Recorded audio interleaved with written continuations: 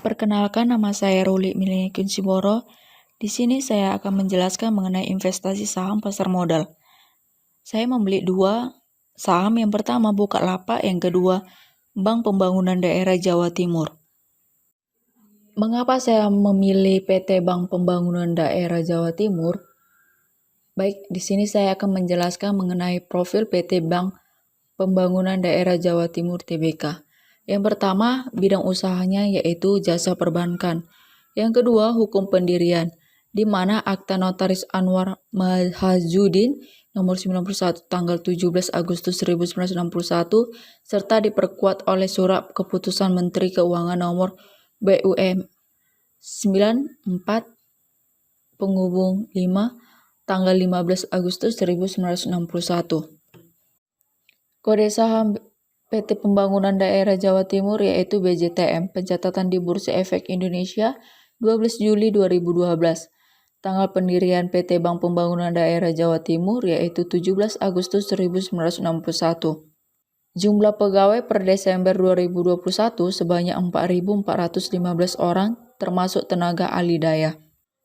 Modal ditempatkan dan disetor penuh sebanyak 15.498.082 rupiah. Lembar saham dengan nilai nominal sebesar 3.753.520.500. Kepemilikan yaitu Pemda tingkat 1 Provinsi Jawa Timur sebesar 51,13%, 38 Pemda Kabupaten atau Kota sebesar 28,35%, dan masyarakat 20,52%. SMS banking yaitu 3366. Call center 14044. Sebelumnya itu kita harus mengetahui sejarah pembangunan daerah Jawa Timur TBK atau Bank Jatim atau BJTM. Sejarahnya itu PT Bank Pembangunan Daerah Jawa Timur TBK didirikan dengan nama PT Bank Pembangunan Daerah Jawa Timur pada tanggal 17 Agustus 1961 dengan akta yang dibuat oleh Notaris Anwar Mahazudin nomor 91 tanggal 17 Agustus 1961. Dengan adanya Undang-Undang nomor 13 tahun 1962 tentang ketentuan pokok Bank Pembangunan Daerah yang mengharuskan Bank Pembangunan Daerah didirikan dengan peraturan pemerintah daerah. Maka pemerintah daerah tingkat 1 Jawa Timur mengeluarkan peraturan daerah nomor 2 tahun 1976. Atas dasar peraturan daerah tersebut, nama PT Pembangunan Daerah Jawa Timur diubah menjadi Bank Pembangunan Daerah Jawa Timur. Kantor pusat Bank Jatim berlokasi di Jalan Basuki Rahmat nomor 98 sampai 104 Surabaya 60271 Jawa Timur. Saat ini Bank Jatim memiliki 41 kantor cabang, 158 kantor cabang pembantu, 191 kantor kas, 174 payment point, dan 79 kas mobil serta 1 unit usaha syariah yang mempunyai 7 cabang syariah, 8 kantor cabang pembantu syariah, 191 kantor layanan syariah, 6 payment point syariah, dan 6 kas mobil syariah. Pada tanggal 29 Juni 2012, BCTM memperoleh pernyataan efektif dari PAPEPAM dan LK untuk melakukan penawaran umum perdana saham BCTM atau IPO kepada masyarakat sebanyak Rp2.983.537 saham seri B dengan nilai nominal 250 per saham dan harga penawaran 430 per saham. Saham-saham tersebut dicatatkan pada Bursa Efek Indonesia atau BEI pada tanggal 12 Juli 2012. Berdasarkan anggaran dasar perusahaan, ruang lingkup kegiatan BCTM adalah menjalankan kegiatan usaha di bidang perbankan, termasuk perbankan berdasarkan prinsip syariah, serta kegiatan perbankan lainnya yang lazim sesuai dengan peraturan perundang-undangan yang berlaku. Baik, selanjutnya kita akan menjelaskan mengenai prospektus PT Bank Pembangunan Daerah Jawa Timur TBK. Provinsi Jawa Timur merupakan penyumbang terbesar kedua bagi perekonomian Indonesia dengan tingkat pertumbuhan setara dengan tingkat nasional dan provinsi-provinsi besar lainnya. Dengan demikian, ekonomi Jawa Timur akan mengikuti tren positif seiring dengan membaiknya perekonomian nasional. Kondisi fundamental makroekonomi yang cukup kondisif diyakini menjadi salah satu penggerak peningkatan dunia usaha khususnya aktivitas sektor real.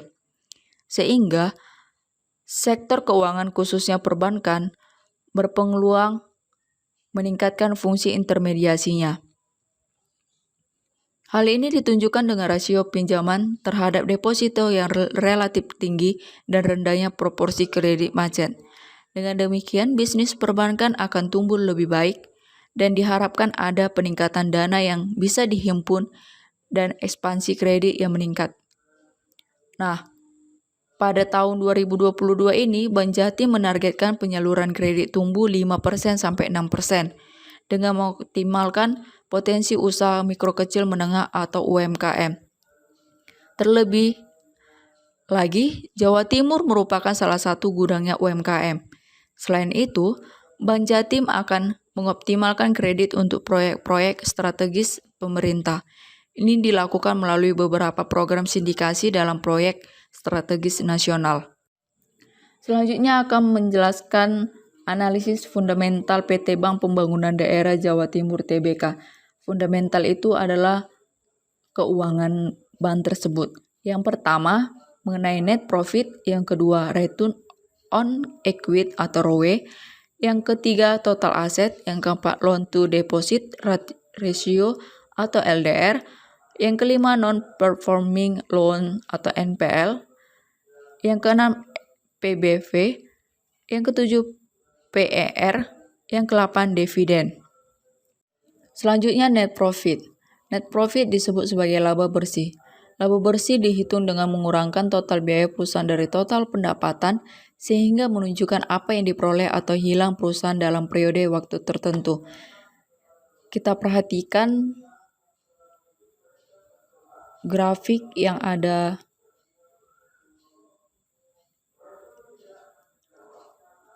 bahwasannya di tahun 2019 net profitnya sebesar 1,3 triliun, di tahun 2020 sebesar 1,4 triliun, di tahun 2021 sebesar 1,5 triliun. Ini kinerja perusahaan yang baik karena profitnya bertumbuh dan meningkat setiap tahunnya. Selanjutnya return on equity atau ROE pada BJTM. ROE adalah jumlah imbal hasil laba bersih terhadap ekuitas dan dinyatakan dalam bentuk persen.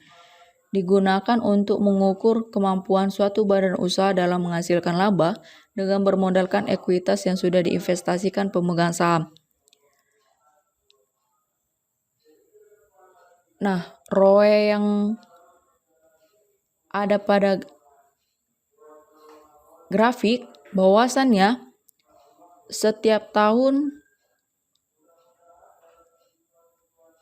ROE BJTM itu dikatakan stabil. Mengapa? Karena di tahun 2015 senilai 14,05%, di tahun 2016 senilai 14,26%, di 2017 14,83%, di 2019 berada di 14,99%, di 2020 senilai 14,88%, dan di 2021 senilai 13,96%. Kalau kita bandingkan dengan BJBR itu adalah Bank Pembangunan Jawa Barat. Nah, di BJBR ini cenderung tidak stabil. Mengapa? Karena di tahun 2015 senilai 17,75%, di 2016-nya 11,93%, di 2017-nya ROE-nya senilai 11,99%. Nah, ROE BJTM dikatakan bagus karena grafiknya dikatakan stabil. Dan semakin tinggi ROE, maka akan lebih bagus di perbankan tersebut. Selanjutnya kita akan membahas tentang total aset. Total aset adalah total keseluruhan harta yang dimiliki perusahaan atau lembaga keuangan yang digunakan sebagai penunjang operasional perusahaan dan lembaga keuangan tersebut. Dapat kita perhatikan bahwasannya total aset di 2019 sebesar 79,7 triliun, di 2021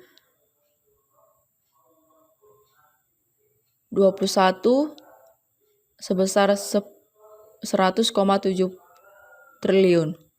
Nah, seperti kita tahu bahwasannya di perbankan BCTM ini dananya dari pihak ketiga itu dikatakan banyak, sehingga aset yang diperoleh pun juga meningkat. Selanjutnya mengenai loan to deposit ratio atau LDR. LDR adalah perbandingan jumlah total penyaluran kredit terhadap total dana yang diterima. Dana tersebut berasal dari modal inti dan dana pihak ketiga atau DPK, bersumber dari masyarakat berupa tabungan, giro, sertifikat, deposit, maupun deposit berjangka dalam bentuk kredit. Nah, kita perhatikan grafiknya bahwasannya di tahun 2019 LDR-nya itu sebesar 63,34%, di tahun 2020 sebesar 60,58%, di tahun 2021 sebesar 51,38%. Nah, di gambar ini bahwasannya LDR BCTM ini semakin lama semakin menurun. Nah, ini dikatakan menjadi PR untuk BCTM karena menurunnya LDR BCTM ini. Tetapi kalau di sisi lain, bisa saja BCTM ini sedang memperbaiki struktur rasio utangnya atau NPL-nya. Kita perhatikan dulu di NPL-nya. Nah, di NPL ini bahwasannya di tahun 2019 berada di 2,77%, di tahun 2020 berada di 4%, di 2021 berada 4,48%. Memang standar dari dari bank umum bahwasannya 5% untuk NPL. Tetapi kalau NPL-nya mendekati 5% berarti tidak bagus, meskipun sedikit mendekati standar yang telah berlaku dari Bank Indonesia. Jadi dapat dilihat bahwasannya LDR yang tadi semakin menurun itu bisa diakibatkan karena NPL-nya. Mengapa? Karena BCTM itu sedang fokus memperbaiki struktur NPL-nya dengan lebih berhati-hati memberikan kredit.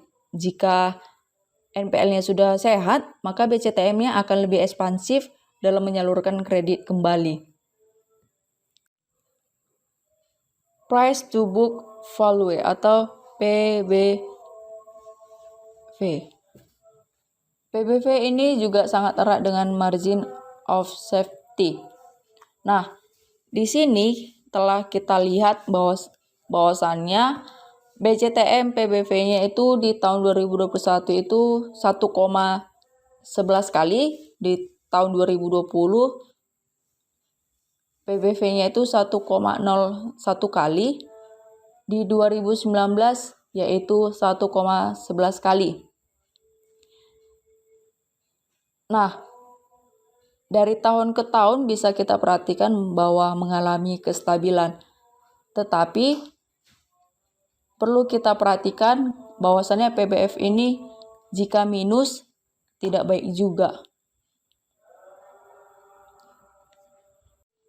Selanjutnya price to earning ratio atau PER. PER adalah rasio yang menggambarkan keuntungan sebuah perusahaan dibandingkan harga sahamnya. Nah, PER ini dibutuhkan untuk mengembalikan modal yang dipakai untuk membeli saham. Kita perhatikan bahwasannya